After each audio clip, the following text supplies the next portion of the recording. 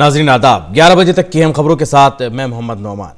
مرکزی وزیر داخلہ اور B J P leader Amit Shah دلی اسمبلی کی انتخابی تشہیر میں آج دلی میں 3 عوامی ریلیاں کریں گے۔ امت شاہ کا رٹھالہ اور جنک پوری میں انتخابی ریلیوں سے خطاب کا بھی پروگرام ہے۔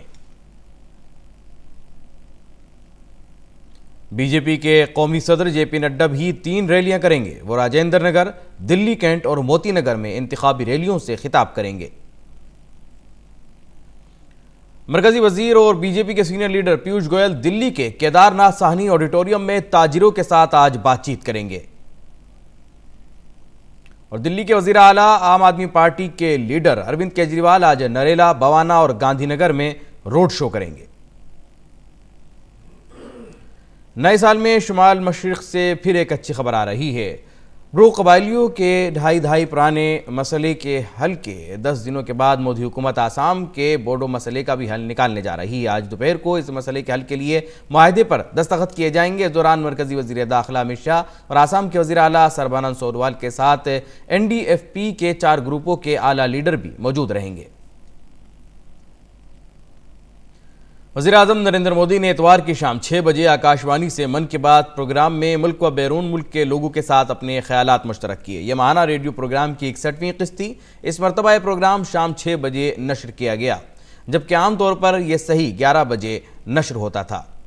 وزیر اعظم نریندر مودی نے اپنے من کی بات پروگرام میں کہا کہ تشدد کسی مسئلے کا حل نہیں ہو سکتا اور حکومت پرامن طریقے سے ہر مسئلے کو حل کرنے کی اہلیت رکھتی ہے۔ من کی بات پروگرام کے ذریعے سے ملک کو خطاب کرتے ہوئے وزیر اعظم مودی نے کہا کہ کسی بھی مسئلے کا پرامن انداز میں حل نکالا جا سکتا ہے، نہ کہ کسی اور طریقے سے مسائل پیدا کر کے۔ جو لوگ تشدد کے ذریعے اس کا حل نکالنا چاہتے ہیں، ان تمام لوگوں سے وزیر اعظم نے تشدد چھوڑنے کی اپیل کی اور کہا کہ سب لوگ پرامن طریقے سے مسئلے کا حل ڈھونڈنے کی کوشش کریں۔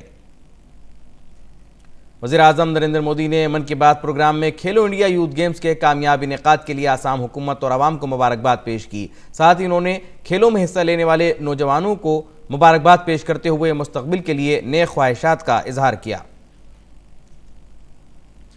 سی اے اے اور این آر سی مخالف ایک پروگرام میں شرکت کے لیے جا رہے بھیم آرمی کے چیف چندر شیکھر آزاد کو کل حیدرآباد میں حراست میں لے لیا گیا۔ چندر شیکھر شہریت ترمیمی قانون، شہریت قومی رجسٹریشن اور قومی آبادی رجسٹر پر ایک جلسے سے خطاب کرنے کے لیے شہر میں تھے۔ پولیس نے بتایا کہ انہیں پروگرام کے لیے اجازت نہیں دی گئی تھی۔ اس سے قبل آزاد کو سی اے اے مخالف احتجاج کے دوران لوگوں کو مبینہ طور پر مشتعل کرنے کے الزام میں گرفتار کیا گیا تھا۔ انہیں کچھ ہی دن قبل دلی کی تہاڑ جیل سے رہا کیا گیا ہے۔ برازیل کے صدر جائر بولسونارو نے دوردرشن نیوز سے خصوصی بات چیت میں کہا کہ بھارت اور برازیل نے دونوں ملکوں کے درمیان اسٹریٹجک شراکت داری پر عمل درآمد کے لیے ایک اہم منصوبہ تیار کیا ہے۔ اس خصوصی بات چیت میں برازیل کے صدر نے بھارت اور برازیل کے رشتوں کو بہت اچھا قرار دیا۔ برازیل کے صدر جائر بولسونارو نے کہا کہ وہ بھارت کے ساتھ توانائی کے شعبے میں تعاون کو وسعت فراہم کرنے کے لیے پرعزم ہیں۔ بھارت دورے پر آئے برازیل کے صدر نئی دہلی میں آج بھارت برازیل بزنس فورم سے بھی خطاب کریں گے۔